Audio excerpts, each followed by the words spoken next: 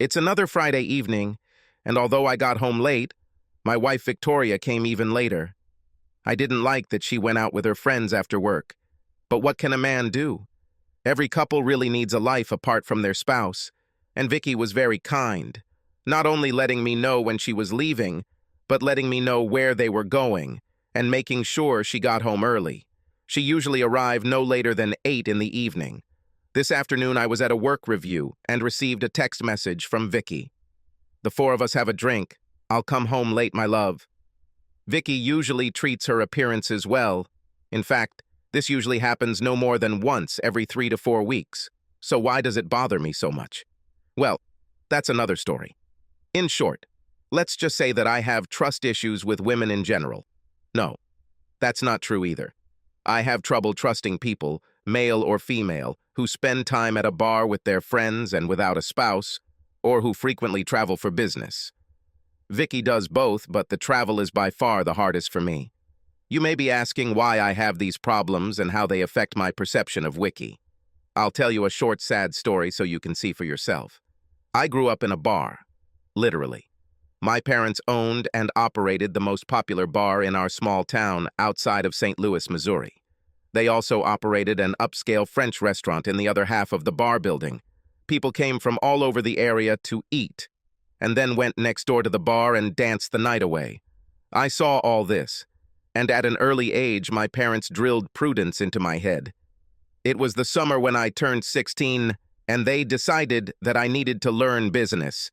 My older brother and sister both started working in this business when they were also 16 years old. By the time I started working there, my brother was 21, had a degree in hotel and restaurant management, and was running a bar.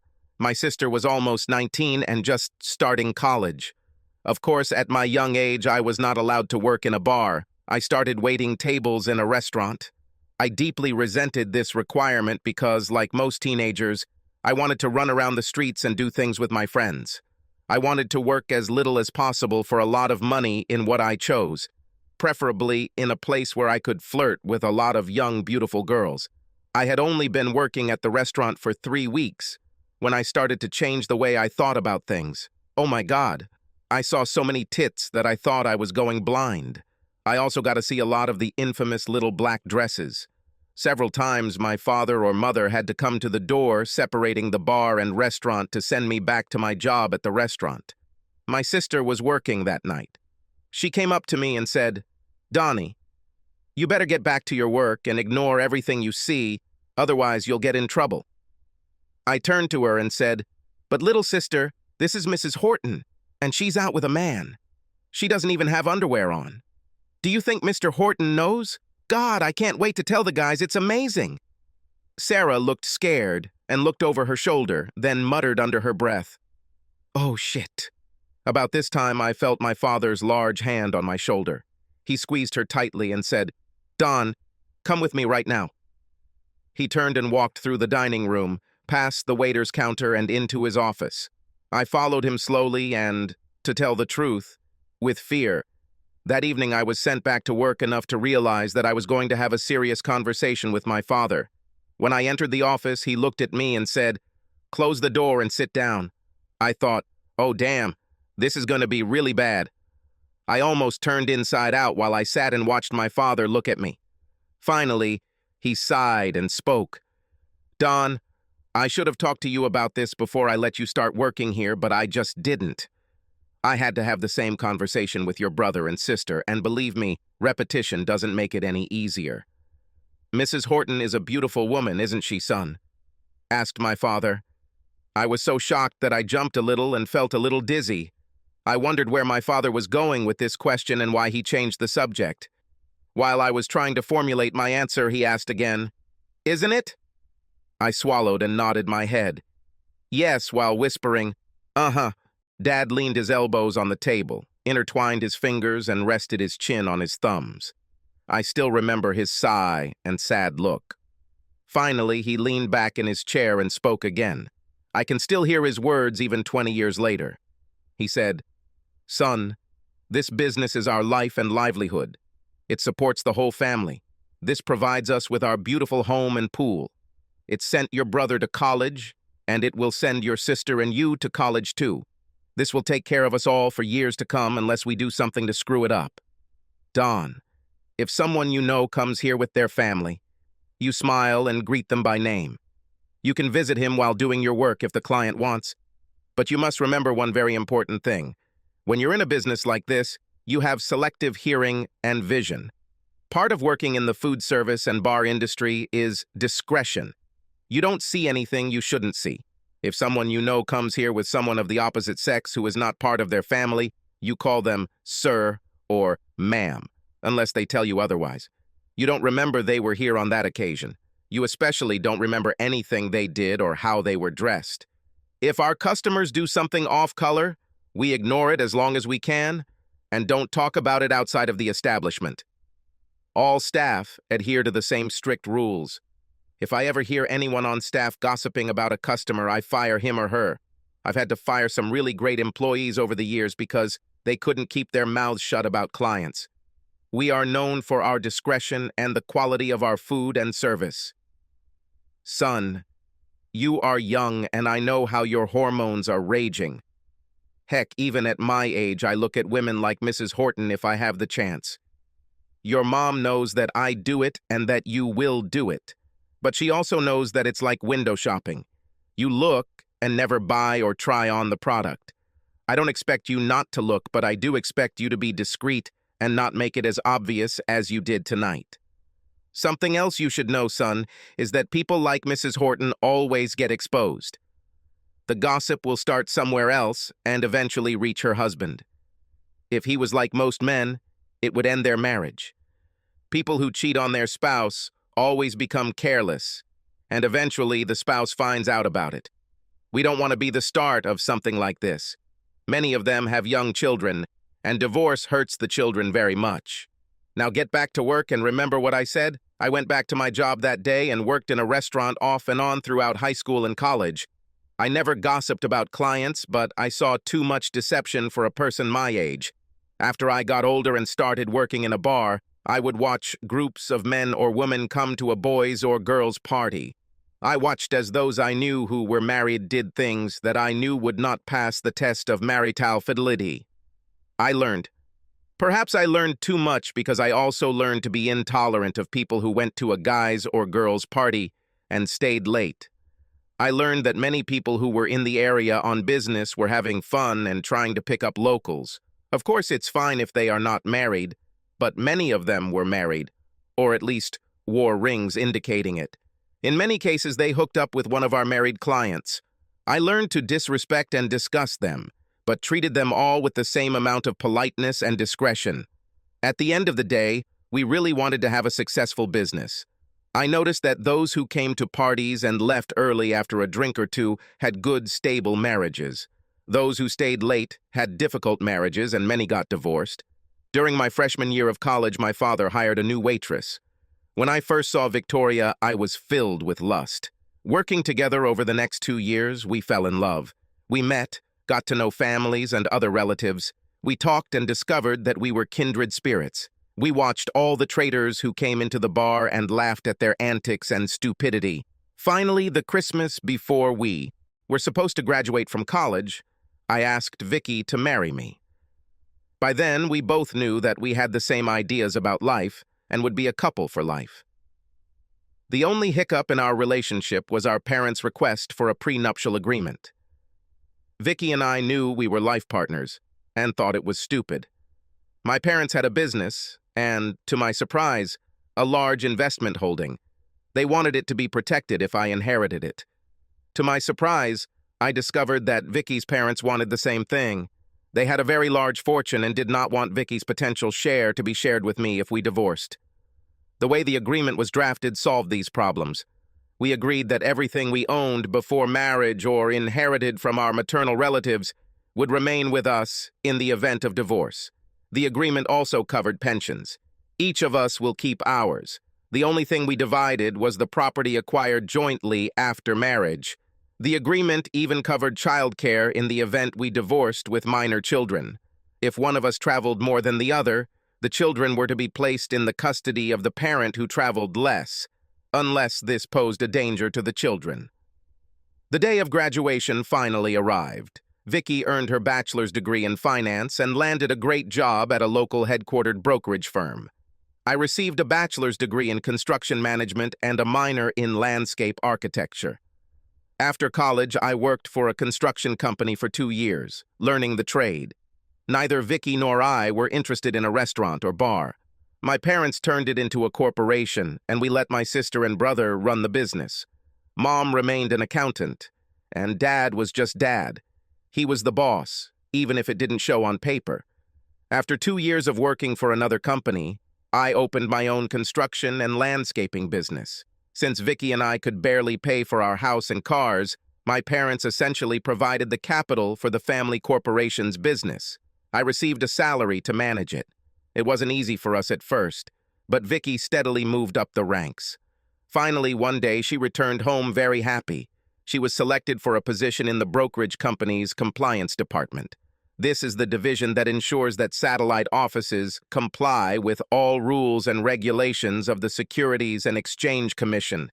The only downside was that her new job required some travel. Not excessively, only 3 or 4 days a month, but I'm worried about my past. Over time, my business grew. I went from small remodeling jobs to adding rooms and garages to building entire new buildings and landscaping them. I was happy with this arrangement, so I never tried to transfer the business out of the corporation and into my name. I just kept getting bigger and bigger salaries. To my pride, the value of the business and our gross income grew every year. I gradually came to terms with Vicky's travels, but never felt completely comfortable with them, although I was not happy with her nightly walks with the girls. She went out sometimes, but not more than once a month, and was usually home by 8 p.m. Of course, I also had to travel from time to time, and I would sometimes go out for a beer after working with construction crews or office staff. It's just good management. However, I made sure to leave after a couple of beers. I usually returned home no more than an hour later than usual, even if I was meeting with my employees. Unless, of course, Vicky came with me. After we had been married for 3 years, Vicky and I decided to have children. Our first child was Patrick, and then 18 months later, my little Suzanne arrived. She was so tiny, and as she grew, she controlled me. By the time she was 4 years old, she looked exactly like her mother, a younger version. When she gets older, your heart will probably stop. As Vicky's experience in her work grew, she became known as the go-to person to handle difficult situations in offices. She found problems and knew how to help them fix them. If she met resistance, she was not afraid to expose the criminal. If it didn't work, she wouldn't be afraid to call headquarters and use more force. Many of them were office managers who crossed her path and went looking for new jobs. Because of this, Vicky began to travel more. Now she was absent sometimes for 2 weeks a month. I hated it, and so did she. We talked. She thought she was on track to take over the department in just under 2 years. Then she would no longer travel and would receive a very significant increase in salary. We agreed to continue in the same spirit, waiting for such an opportunity. Because of the economic slowdown, my small company had to start looking for jobs that we would have given up before the housing market and stock market crashed. We have already laid off about half of our employees. We weren't in financial trouble because we didn't have major loans or overhead, but we weren't as profitable as we used to be. One of the small jobs I went to apply for led my marriage down a path of destruction. Oh, how I wish I had never taken this job. Perhaps then I could remain happily married. Perhaps not. I walked into my office Thursday morning wondering why I even bothered to come in. The night before, I stayed late and finished all the papers that were on my desk. Vicky has been away all week for compliance testing. From talking to her, I realized that she wouldn't be home until late Friday evening, so I worked. This morning, I almost went straight to one of our 3 work sites to spend the day getting my hands dirty and inspecting the work. As many of you know, the best way to keep employees on their toes and ensure quality is for the boss to be on the job with them and able to do their best. I hadn't been at my desk long when my assistant called me. She said, "Don, we have a casual environment here. I try to treat my employees like family. Mrs. Sloan is here and wants to talk about building a deck and landscaping her backyard. Do you have time to visit her?" I remember thinking, nice little veranda and some bushes, but I decided to talk anyway. After all, a couple of days' work might be suitable and would help some men work to feed their families. When Mrs. Sloane walked into my office, I was shocked. I was almost speechless. She looked so much like Mrs. Horton, the first lady I was obsessed with, that I could barely speak. I finally pulled myself together and stood up to greet her. I smiled and said, "Mrs. Sloane, I'm glad to meet you." "I'm Don Patterson." Mrs. Simpson said, "You want to build a porch? This is right?" "Oh, excuse me," I said. "Please take a seat while we discuss your needs. I'm not usually like this, but you remind me so much of a lady I knew when I was younger. It was as if she had just walked into the room. Please forgive me." Mrs. Sloane laughed and then said, "Don, it's me, Jasmine." I guess she saw the uncertainty and confusion on my face because she continued, "You know, Jasmine Horton. Donita and Alfred Horton were my parents. We used to go to your family's restaurant all the time." "Oh my God," I said. "I'm sorry. You were much younger and have changed so much." Jasmine laughed that sexy, tinkling laugh and then said, "Well, I guess we've all changed a little. I was only 10 years old when Mom and Dad got divorced. She took me in and we couldn't afford your prices after—" Sighing, Jasmine began again. "Well, anyway, my husband and I bought a house not far from where we used to live, and he says we can build a porch and a house with a jacuzzi. I think we have something to do, too, if the prices are not too high. When I found out you had a construction business, I just had to see if you'd be interested in it before I contacted anyone else." We spent most of the morning talking about old times and what she and her husband, Stephen, had in mind. After we had a rough idea of what she wanted, I told her I would need to view the house and take measurements before I could make an offer. She said, "No problem, Don. We can go somewhere right now, or, I'm not working, so I don't mind if you want to do it any time." "I'll tell you what," I said. "Why don't I come by today around 1 o'clock in the afternoon?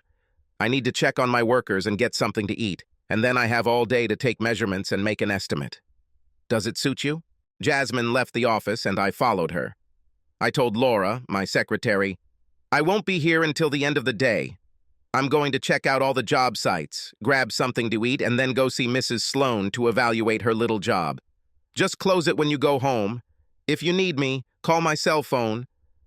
Everything was going well at work, but I stayed a little longer than I should have to visit one of the property owners. This made me late for lunch and got to Sloane's around 1:30. Jasmine met me at the door, and the first thing I did was apologize for being late. "Mrs. Sloane, sorry for being late. I contacted one of the property owners and waited for him. I tried to call you, but I only had an answering machine." Mrs. Sloane giggled and then said, "Dawn, I told you I'm Jasmine." "I'm sorry I didn't hear the call. When I returned home, I was cleaning the pool and forgot to take my radio telephone with me. There's nothing special about it. Now you are here. Do you want something to drink or want to explore the area?" "I'm fine, Jasmine. Let's just go out and look around your backyard." I took all the measurements and said, "Well, it's no problem to estimate everything that I usually use, but since you don't have a hot tub, you really need to buy one before I give you a price. I need to know her dimensions before I can order some of the materials we'll be using." "Oh," Jasmine said, "I thought you would furnish the bath too. I don't know much about them and, well, can't you just include that in the application too?" I laughed and said, "Yes, Jasmine. I think I can do that, but we don't sell them and I'll have to buy it somewhere else. To do this, I need to know what size you want. Will it be grounded or stand alone? Will it work on 210 or 110 volts? Jasmine looked so upset that it relieved my heart. I remembered when she was younger how she could get so upset over little things. Finally, I said, "Well, let's talk about it for a little while, and then maybe you could call your husband or talk to him about it tonight. I can just hold off on this until you decide what kind of bath you want." Now, Jasmine looked truly worried. She was almost shaking as she said, "Oh, no, I can't call him about this. He told me to deal with it, and I intend to do so. He's on a business trip in Denver, so I won't see him until this weekend. Maybe we can just sort this out?" I asked Jasmine more about how they would use the bathroom and learned that they rarely had guests, and in fact, she was the one who used the pool and backyard mostly. Sometimes 1 or 2 friends also came to see her. Finally, I had enough information. We went to my supplier and let her look at the tubs. Jasmine decided to buy a smaller bathtub for 5 people. I got the measurements, and we went back to her house. I asked if she had a place where I could connect to the internet to access my office. Some of the items I needed for budgeting changed on Thursdays, and I wanted to have an accurate price list before I started working. Jasmine smiled and said, "Of course, Don. Why don't you come into the office? Steve is a manufacturer representative for Savin Business Systems. He had a really nice office so he could work from home when he wasn't traveling. You can connect your laptop to our network portal or use our computer in any of these options." I walked into the office and stood in amazement. He set it up almost like a regular business office in an office building. His desk was to the left of the door leading into the room. The office windows overlooked the backyard.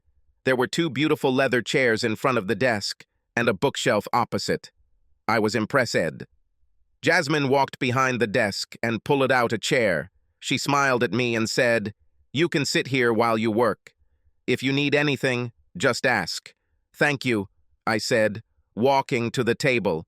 I put my laptop on the table and sat down. Jasmine handed me a DSL cable to connect to my computer. When I reached for it, I had to reach for the photograph. I looked at the photo and stopped. I pulled my hand back and stared at it, then reached out and picked it up. Jasmine looked at me in confusion as she held out the cord in my direction.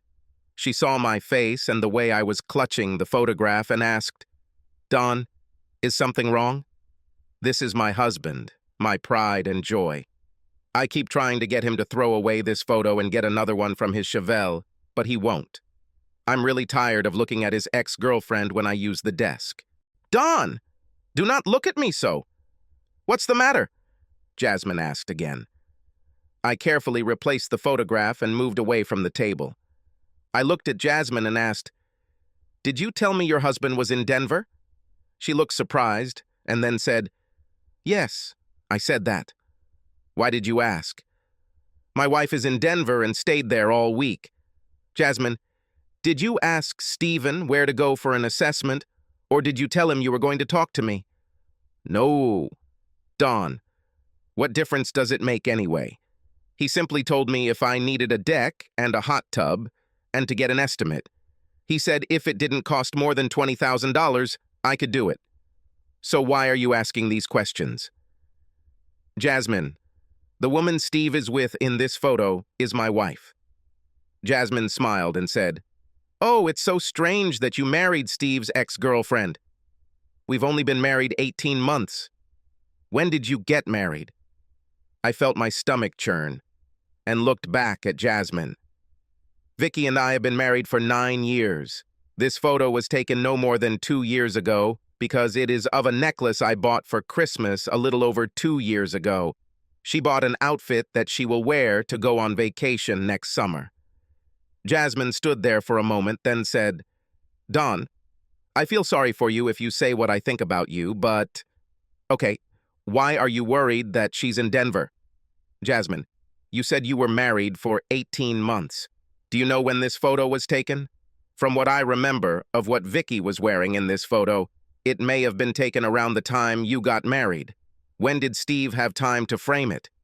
Why did he say, but it can't be because the photo was taken the day he won first prize at the big Chevrolet car show in the state? It was..." Jasmine began to cry and fell into one of the comfortable chairs in front of the desk. She continued quietly, "It was 3 weeks before we got married. I just never thought. I mean, he said it was an old photo, but he was holding the first place trophy. Damn him." "Jasmine, wait," Don said. "Let's think about everything carefully. I saw all this while working in a restaurant. I learned to ignore other people's affairs and not talk about them, because traitors are always caught in the end. I admit it looks bad, but all we know right now is that Steve and Vicky are standing in front of his car, hugging each other. We also know that the photo was taken approximately 18 months to 2 years ago. You are quite younger than us. I don't think Steve could be Vicky's old boyfriend because we started dating when we were 18, and both worked at my dad's restaurant. Although he might be. I know the names of everyone she had a crush on when she was younger. No more than you probably know Steve. By the way, how old is he? He, he's 29, and I'm 27. Ha. Well, this is possible because Vicky is not yet 31 years old. I just do not know. Crap. What should we do now? If we ask them about it, all they will do is deny it, regardless of whether they had an affair in the past or not. If they are having an affair and we ask, they may run away or simply become more secretive. I feel like I need to ask, and yet, until today, I would say that I trusted Vicky implicitly. Crap. I just do not know. We talked some more and came up with what we thought was an acceptable plan. We would say nothing about what we thought we discovered that day. Jasmine wouldn't tell Steve about the conversation with me, and we would hire a private investigator to check on Vicky and Steve. The next day, Jasmine and I spoke to the security company we use for our construction sites, and they referred us to the investigative company they use. We spoke with their staff and signed a contract for their services. We each gave them a check for our share of the advance, and went home. Jasmine shortened the name on the check so that if Steve asked, she could say it was a deposit for the job we were talking about, and I was using a business account. Vicky never saw any checkbooks or receipts, so I was safe. I would just have to pay damages to the business. 3 weeks later, Jasmine and I met with the investigator. He said, "Don, Jasmine, I'm sorry. No, this is wrong. I'm happy to report that we can't find anything to indicate that your spouses are dating or even know each other. We watch them every afternoon and after work, and they didn't do anything they weren't supposed to do. The only unusual event was last Friday, when Mrs. Patterson and several of the women she works with went out after work. They went to several bars in St. Louis and danced with several men each. Vicky danced with Steve once, but it was decent. There was space between them, and neither of them allowed their hands to wander. There was no kissing or anything untoward. No one else saw them talking to each other after the dance. I hid and leaned back in my chair. I looked at the investigator, then at Jasmine.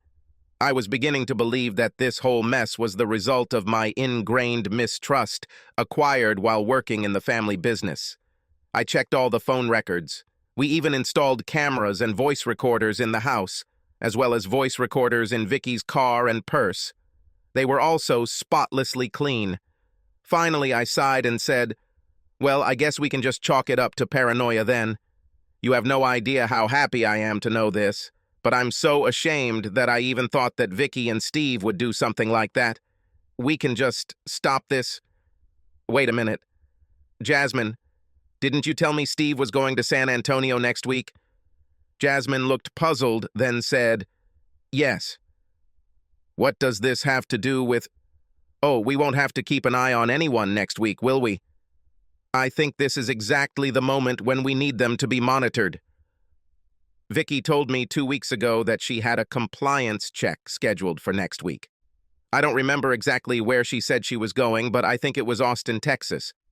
Depending on where in these cities they stop, the distance between them may only be about an hour or maybe less. We've pretty much established that they don't occur here in this area. I think we need to at least check this next trip.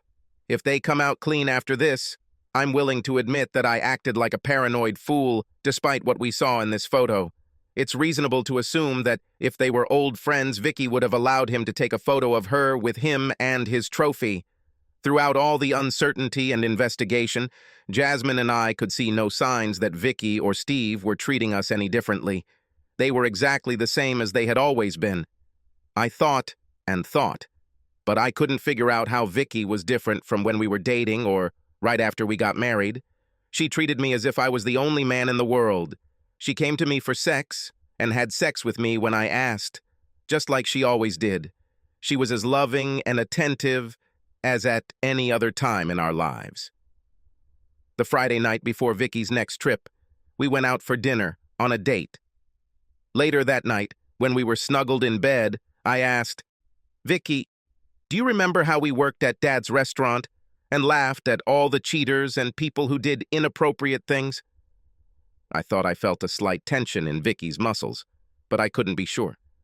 She smiled and turned her face to me, then said, "Yes." Some of these people were definitely dumb. Every now and then, when a man or woman at work does something like this, I think back to those days and think how stupid they were. Why did you ask? Oh, one of the men at work thinks his wife is cheating on him, but he hasn't found anything to prove it. When he told me about his fears, I remembered those days and told him to just relax. I told him if she cheats to keep his eyes and ears open, that eventually the cheater will always be found out. I told him that the more time he takes to sort things out, the better it will be for his children, because divorce always hurts children. Vicky looked a little sad as she said, "Why do you assume that a marriage will automatically end in divorce? Maybe the wife really loves her husband and maybe the affair doesn't mean anything to her and she doesn't want a divorce." "Oh no, Vicky. He's just like me. He's used to seeing people in bars and has the same low tolerance for cheating as we do. I can't imagine him just agreeing to a long-term fling like you or I would. I think he might agree to a one-night stand, but as far as a fling goes, no way." Vicky tensed again when I said I wouldn't agree to a long-term relationship, but then she smiled and turned to me. She kissed me tenderly and said, "Well, I'm glad you're still the man I married." We both know about outright affairs and the heartache they can bring. If he really has problems, bring him to his senses, and perhaps you and I can help him recover. Good night, sweetheart. Vicky and I settled into our bed and drifted off to sleep. However, judging by the amount of tossing and turning, neither of us fell asleep very quickly. The next week was very difficult for me. I called investigators twice to see if they had found anything, but all they told me was, "Our detectives are keeping an eye on them both, and we'll have a report for you next Monday." Monday finally arrived, and Jasmine and I met in the investigator's office. When we sat down, we almost felt like he had bad news. The investigator leaned back in his chair and said, "You know, when you wanted us to follow your spouses last week, I almost told you it would be a waste of money. This was one of the most difficult cheating spouse cases we have ever encountered. You were right, though. Steve and Vicky are having an affair. We have photographs and taped conversations to prove it.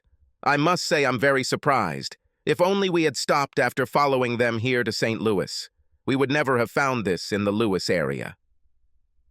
From the conversations we recorded, they only get together 3 or 4 times a year in cities far away from here. Even there, they pretend that they met by chance if they happen to be in town, and try very hard to maintain the appearance that they are just old acquaintances. However, what we found was a pair of very smart traitors. They went to 2 different cities and stayed in 2 different hotels.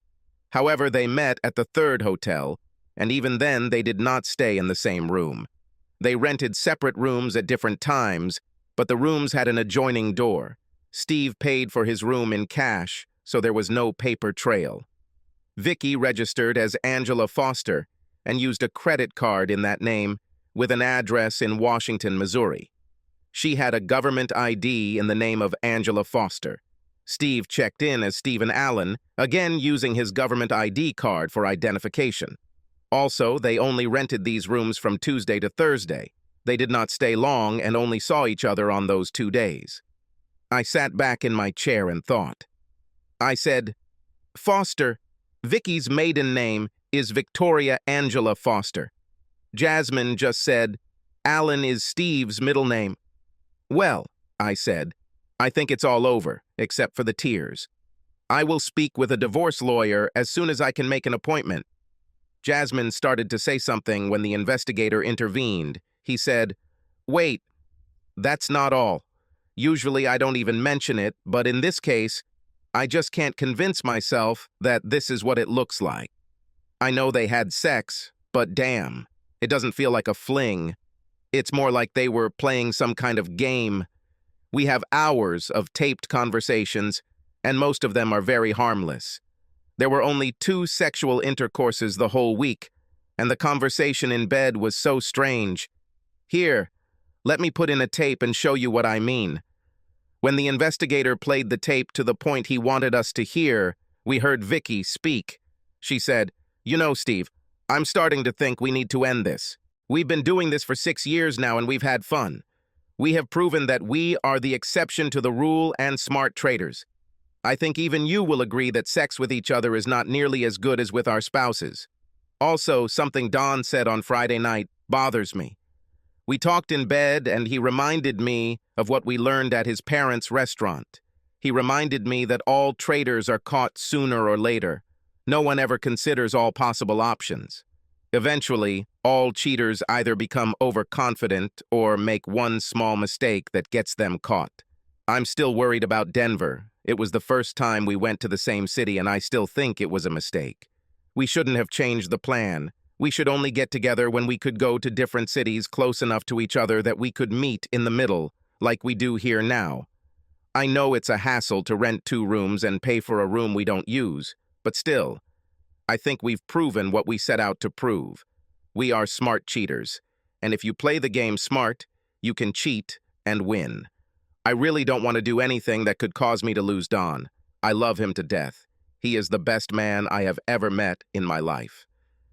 Hell, after we got together the first time or two, the only real charge I got out of this whole mess was planning and scheming. I can spend hours planning and thinking about deception.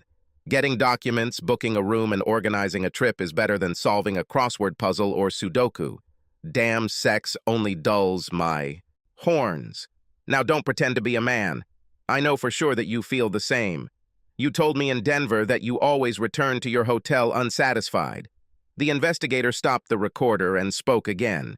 He said, "That's not all, but this was the most mysterious part of the conversations. I just can't for the life of me understand why." The investigator stopped and stared at me as I started laughing. Finally, I pulled myself together and said, "I'm sorry. I really don't think it's funny and I'm mad as hell, but, well, there's something in this conversation that I think I need to enlighten you about. You see, a few years ago, a couple that Vicky and I were friends with got divorced. His wife cheated on him and she got caught. It turned out that she had been cuckolding her husband for almost 4 years before she was caught and that it was just a simple little mistake that she made. The night we found out about the affair and divorce, we were hanging out with other friends. We entered into a discussion about deception and stupid things that traitors do. We remembered once again what my father said when we worked in the restaurant and what we saw while working there. Vicky continued to say that she was convinced that any person who wanted to cheat could do it if they just kept it under control and were smart. I was on the other side of the argument and told her that there was no way this could happen, that at some point the traitor would be caught. It may take years, but it will happen. I told her that the deception might even come up in some harmless way, but it would come up. In the end, we stuck to our guns. But for a few weeks, Vicky had mentioned something about smart cheaters winning. As far as I remember, her affair with Steve began around the time we argued. Vicky has always prided herself on her intelligence, and now I think I pressed the wrong button when we talked about this novel. I think she was trying to prove that she could do it and get away with it. I think she could have done it if she had stopped earlier. Now, no, she won't get away with it. Me and Jasmine were back together. This time we were waiting to meet with a divorce lawyer. Since sharing the costs of the investigator went so well, we decided to also hire a divorce attorney. When I was called into the office, the lawyer looked surprised. He said, "Mr. Patterson," and this, Mrs. Patterson. I grinned and said, "No, sir. I'm afraid not. I'm Don Patterson and this is Jasmine Sloan. We discovered that her husband and my wife were cheating on us and split the investigator's bill to get dirt on them. Now we thought we might as well split your fee." Lawyer George Spaulding smiled and gestured toward the chairs, saying, "Oh, of course. Maybe we can work something out. Could you please sit down while we discuss this?" I sat down and handed the lawyer a copy of the investigator's report and photographs. Before the lawyer could look at them, I said, "I don't think my case will be too difficult. I also brought a list of everything Vicky and I own and when and how we acquired those items. I also have a copy of our prenuptial agreement, which states not only how we will divide property, but also who has custody of the children. All I want is a divorce due to adultery and a settlement according to the prenuptial agreement. I'm afraid Jasmine's case will be a little more complicated." I handed my lawyer the documents I had brought to confirm my divorce. I sat back in my chair and waited for him to look through the forms. After the lawyer completed the paperwork for me, Jasmine gave him almost the same thing for herself. The only difference was that she didn't have a prenuptial agreement. The lawyer explained to us the essence of the divorce process, the time frame, and the schedule of his fees. He then discussed what Jasmine would want from her divorce if she could get one. Finally, he said, "I think I've had enough for now. I need to review all the documentation and the investigator's report. If I have any questions, I will of course call. Otherwise, I will prepare the documents and move on. Do you want me to just hand out the papers or call you first?" Jasmine and I wanted a call when the documents were ready to be served. We left the office and returned to our business, agreeing to keep in touch. 2 days later, George Spaulding called me. After the pleasantries were over, George said, "Don, I looked at everything you gave me, and I have to say that this is the strangest case I have ever seen. I even asked 2 of my partners to review it, and they agreed. Sure, there was cheating, but damn, man. I think it's pretty obvious that the woman loves you and, well, damn, it doesn't even look like an affair. It's almost as if it was a game and they had to have sex to play. Don, are you sure you want to continue with this scam? I mean, damn, from everything you said, you had an almost perfect marriage. You didn't fight, your sex life was above par, you seemed to love and respect each other. Don, if you don't mind me saying so, it's almost as if you were playing the game too. Now it's your turn, and the only choice you have is divorce. Can't you talk to Vicky and forget about it? I know you listened to the tapes, and she told Steve that they needed to break up, and that it was basically just a game for her." I sat down and thought again. Finally, I said to George, "No, George." I asked myself the same question, and one day I thought I could do just that. I think if it was just a game and they weren't having sex, if they were only together in an emotional or, better yet, pretend romance, I might be able to ignore it. I think at first maybe Vicky was just upset that I made fun of her belief that she could be a smart cheater. She simply could not accept my statement that there were no smart traitors and that it was a foregone conclusion that traitors would eventually be caught. If she hadn't taken the final step and let Steve make love to her, I might have forgotten about her cheating. It just went on for too long. I mean, fucking 6 years. Even if the sex was lousy and they didn't get as much pleasure from each other as they did from Jasmine and me, it was still adultery, and she had to pay the price for it. George sighed and said, "Well, it's your life. I just hate doing this to you.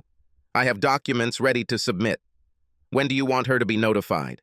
I smiled and said, "Well, George, he and Steve are on the East Coast this week. She should be back late Friday afternoon. Can we notify her on Friday at work? I'm guessing her plane lands at noon, so she should be in her office at, say, 3:30 or 4. I'd like her to be notified and given the tape I have for her. This is a fragment of her conversation in which she and Steve talk about the breakup.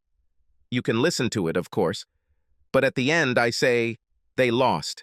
Like I said, cheaters will always screw up and get caught." On Friday morning, I gathered all my crew in my office before they headed to their work sites. I explained that Vicky and I were getting a divorce and why. I told them that they should not take orders from her and not tell her anything more about the business or my personal life. When they left, Laura, my secretary, said, "Oh, Don, I'm so sorry. I just can't believe Vicky would do something like that. I still remember how she hates traitors." Laura laughed and continued, "I mean, some of the comments she used to make when we saw someone we knew doing something like that." At 4:10 the same day, my lawyer called me and said that the documents had been served. Around 4:30 that same day, I received the phone call I had been dreading. Using the caller ID, I realized it was Vicky. I picked up the phone and said, "Hello, Vicky." I heard sobs, then a quiet, weakly trembling voice said, "Don, please, can't we end this? You know that I love you with all my heart. I know I was so stupid now, but you pissed me off the hell that night when you lectured me in your arrogant way for saying something a smart cheater could get away with. Don, for the first year, all we did was plan and meet just to show that we could do it. I know you heard me when I told Steve I didn't love him, and the sex wasn't even that good. You know we were going to stop. Please don't do this to me. I still can't believe you actually found out about this after all these years. I'd like to know how the hell you did it. Vicky, I didn't do this to us. You did. Now I have to end this. I thought we were completely on the same page about cheating and affairs. I thought, damn it, I knew none of us would approve of cheating. We agreed that in the end, traitors get what they deserve. I guess No, I'm just wondering how you could even do something like that. How could you even justify this feeling that we both experience? I decided to take pity on Vicky in a sense. I decided to tell her how I found out about this affair. Vicky, I never intended to tell you how I caught you, but now I think I will. You were partly right when you said you shouldn't have gone to Denver together. That Thursday, before you came home, I was in the office and Jasmine Sloan walked in. She wanted us to then build a deck and landscape her backyard. She let me use Steve's office, and I saw a picture of you with him and the trophy his car won at the State Classic Chevrolet. She told me that you were one of his old girlfriends. I almost bought it until I realized that in the photo, you look old enough that it happened recently. In addition, you were wearing jewelry and clothes that I knew were only about 2 years old. I was almost ready to put aside my fears and assume that you were dating before we became a couple and just somehow ran into him at the car show. I changed my mind when Jasmine and I talked a little more, and I learned that you were both in Denver that week. We have decided to hire an investigator and follow you. We kept tabs on you both for the next month, and with the exception of one dance at your friend's party, you two had no contact. We were going to stop investigating and write it off as a coincidence that you just happened to see Steve and posed for a photo with him. By that time, Jasmine and I were exchanging all kinds of information about you two, and I remembered that she told me that Steve was going to be in San Antonio, and you told me that you were going to be in Austin. We decided to follow you during this week. If we didn't find anything, we were going to throw it away. But we found something, didn't we? I heard sniffling in the background. Then Vicky said, Don? Don, I love you very much. I do not want to lose you. Can't you just please forgive me? Just this once? I sighed and answered, No, honey, I just can't. At least I can't right now. I think I could if you hadn't cheated on me, but I just can't get over the fact that you had sex with him and how long you had an affair. But, honey, don't you see? It wasn't really a novel. Well, it was more like a game. I just had to prove that it was possible. Sex? Well, sex was because we were away from home and we were horny as hell. You know, it was almost as if we were using each other to masturbate. We didn't make love, and, as far as I remember, we never told each other that we loved each other. It was always about playing the game and then, for the last 4 years, just getting some sexual relief. Vicky, it doesn't matter. All that matters is that you did it. You planned to make me a cuckold, and you succeeded. You were supposed to meet Steve somewhere and planned to meet him. I wouldn't be the least bit surprised if this happened at one of your friend's parties. Isn't it? Vicky sighed and said, Yes, Don. That's how it was. At that time, we were just talking. He came up to the table and invited me to dance. The girls and I were talking about a couple we saw at the bar and worked with. They attacked each other, and I made the remark we always made about smart traitors, and how there are no such things. As we danced, I told Steve about our conversation and what we believed in. Before leading me back to the table, he said, You know, I bet we could beat that pattern. I travel a lot, and if I could find someone who did the same, I bet we could meet in another city far from home, and could cheat without anyone ever catching us. We danced a few more times that evening, and decided to try it. I learned that he was traveling as a manufacturer's representative, and he learned that I was conducting a compliance review. We compared notes and found out that in about 3 weeks we would be in the same area, so we agreed to meet. At that meeting, we began to plan our, at that time, ideal, non-sexual romance. We agreed never to call each other either at home or on our mobile phones. We mostly used burner cell phones and called from work or during lunch, but only to arrange our next meetings. We received fake IDs. I got a new credit card and sent the bill to the mailbox near my parents' house. You know how often I go to them to check the flag regularly. We've covered everything except the photography. I just had no idea that he still had it. Vicky smiled sadly and continued. I think, as we always said, Just one little mistake and the traitor will be caught. I'm so sorry, honey. I guess I was just so carried away by the intrigue. I love you. I heard a click when Vicky hung up. I was surprised to feel tears running down my cheeks. I sat back in my chair and thought, I never knew when Laura said goodnight to me. My next memory was how I shuddered because it was dark outside. Before the final decision on divorce and at different times, both sets of parents tried to dissuade me from divorcing Vicky. Perhaps the most sincere request came from her parents. One Saturday, they called me and asked if they could come to my house and visit the children. Naturally, I agreed. After they had some time with the kids, all three of us adults sat in the lounge chairs by the pool in the shade, watching the kids in the pool. Vicky's mother turned to me and said, Don, we all know that my daughter has made a complete ass of herself. When she came to our house that first night, she was devastated. We had a hard time getting out of her what was wrong. She was hysterical and said she had ruined everything. We finally calmed her down enough to get the whole story out of her. She showed us all the evidence you had on her. Dawn, I have to say that if I had caught her father doing what she did, I would have left him too. But can't you do what I say instead of what I would do? I know she loves you very much. I see it every time she looks at you, every time she talks about you, every time she sees your photo. Her problem is her damn intellectual superiority. She was so used to being the smartest woman around that she had to prove that she could handle something like this. Don, did you ever think that maybe you kind of pushed her into this? She told me about your argument over friends just before she decided to prove that she could have an affair without getting caught. I looked at my mother-in-law and said, Yes, Mona, I thought I might have contributed to her affair. I think because I said that if she had just met him and they didn't have sex, I could have gotten over it, but she didn't. You know how we both said we were cheaters before we got married. You know how adamant she was about the additions to the prenuptial agreement that dealt with infidelity. Then she did something like this. No, I just can't leave it like this. I'm breaking my heart over this, but I just can't. The divorce was final, and for once I was glad we had a prenuptial agreement. We had some investments that we had to share. Besides, we owned this house together.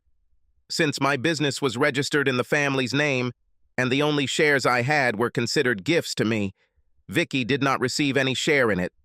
I allowed Vicky to withdraw the value of her share of the house from the investment account, so I owned it outright. I was always nice to Vicky when I saw her and never gave her any trouble about visiting the children. I still wanted to hug her when I saw her, but I knew I could never trust her again.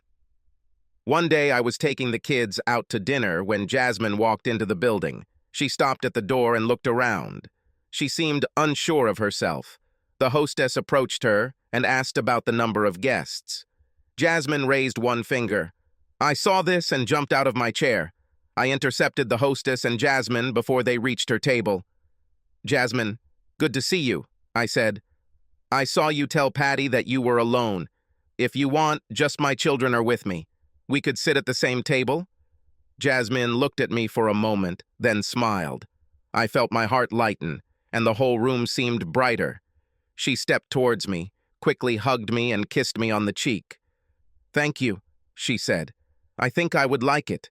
I've been so lonely since... After Jasmine was seated, I introduced her to my children. Even before she opened the menu, my father was next to the table and said, Don, are you hiding something from me? Who is this beautiful lady? I laughed and Jasmine smiled.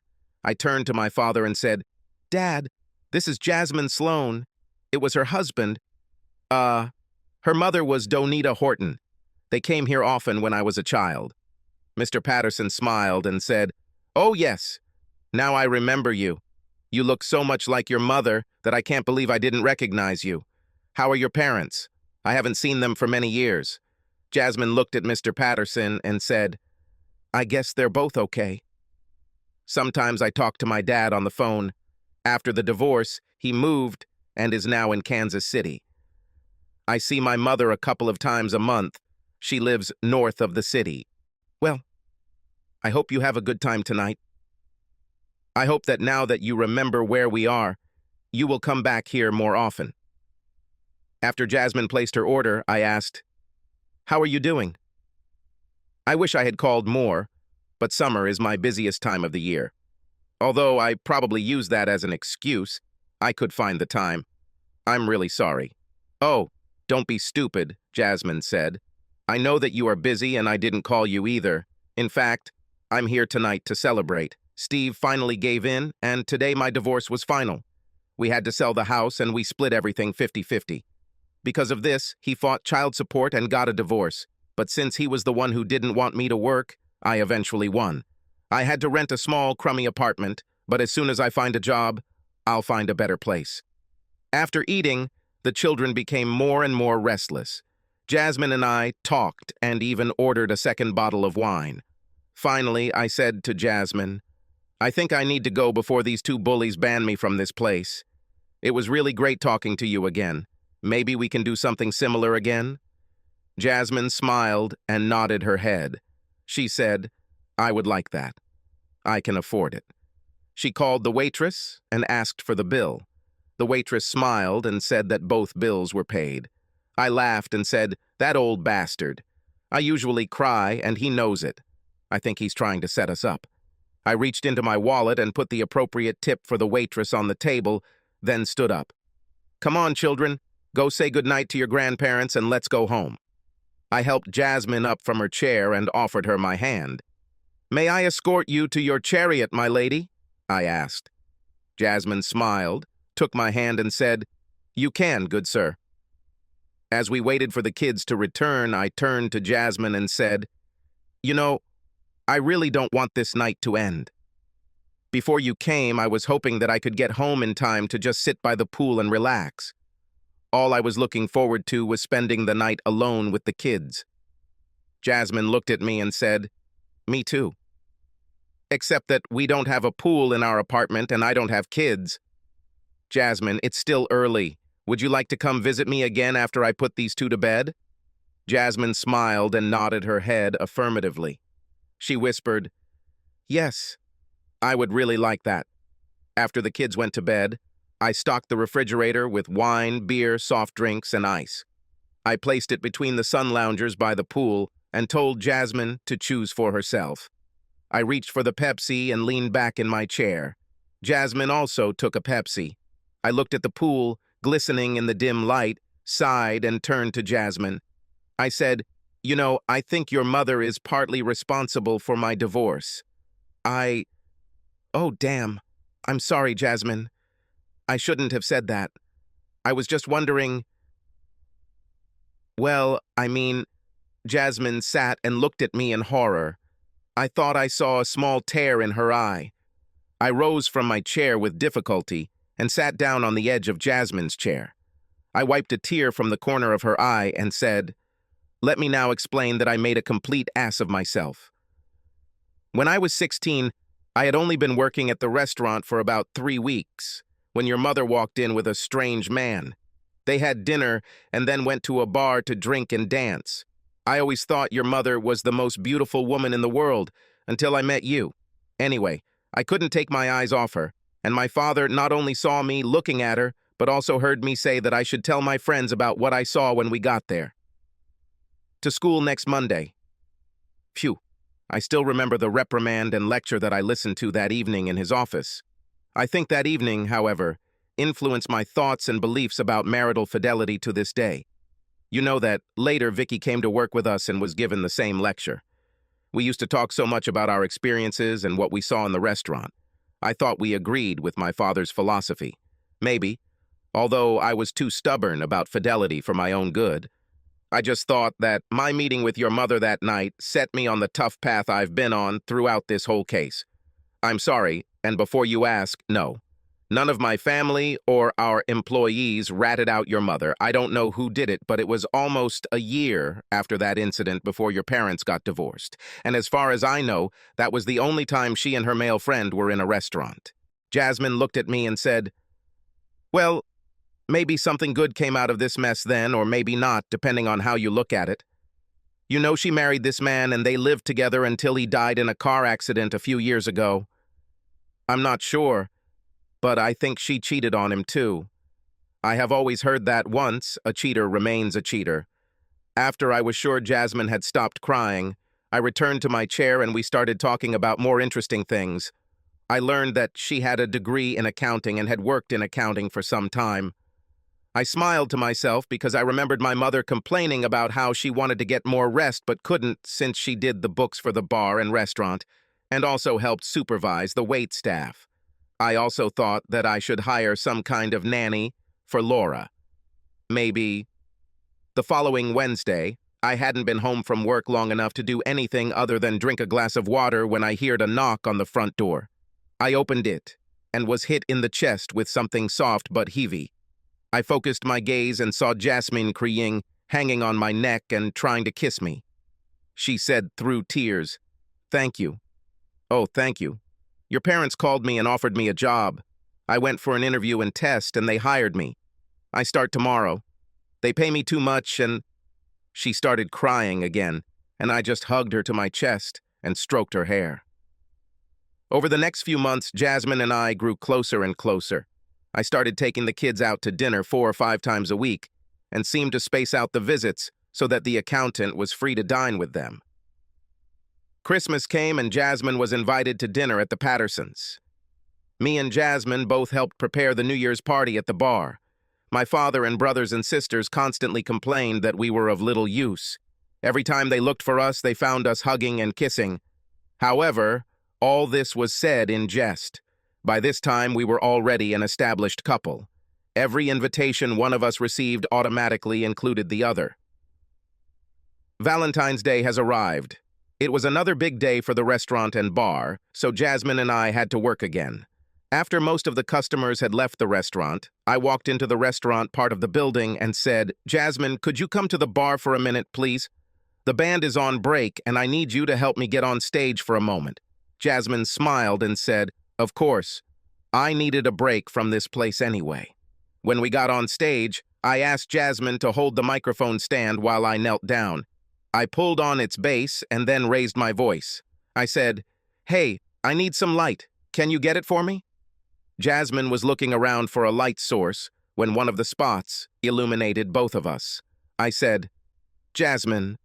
The microphone picked up my voice and transmitted it throughout the hall. When Jasmine looked down at me, she saw me holding something out for her to take. It was a black square, and she thought it might be part of a black microphone stand. The light was quite bright, and she couldn't see very well. As she reached for the object I was holding out to her, I spoke again. I said, "Jasmine, I'm down here, groveling at your feet. I beg you, will you marry me? You brought sunshine back into my life, and now I'm only happy when I'm with you." As soon as Jasmine's fingers touched the box, her mind deciphered what I was saying. She closed the box with her hands and said, "What? You said—" Jasmine opened the small box and saw a beautiful ring inside. Her jaw dropped. She gasped and brought her empty hand to her mouth. She then slowly took the ring out of the case. In slow motion, she looked at me, then began to put it on the ring finger of her left hand. Tears streamed down her cheeks. She knelt down and gave me a deep, long, sensual kiss. "Yes," she moaned. "Oh yeah, I love you with all my heart, and I've been dreaming for months that you would love me too." The hall resounded with whistling and hooting.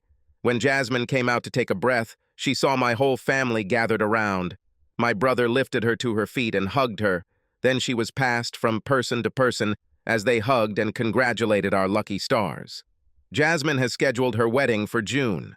Over the past months, she has slowly moved her belongings from her small apartment to my house. At the post-wedding reception, Jasmine and I opened gifts. At the very bottom of the pile lay a single yellowed envelope. Inside was a heart-shaped valentine that seemed as old as the envelope. The original signature has been erased. Looks like it could be me. On the valentine were written the words, "I received this valentine from the only man I have ever loved on our first Valentine's Day. Since then, I have carefully kept it. Somehow it seems fitting that I pass this on to you now. Perhaps this is a symbolic transfer of his heart from me to you. May the rest of your lives be filled with love and attention for each other. May you never break another's heart or allow foolish pride to tear you apart. Congratulations. I wish you both a life full of love and happiness. With all my love, Victoria.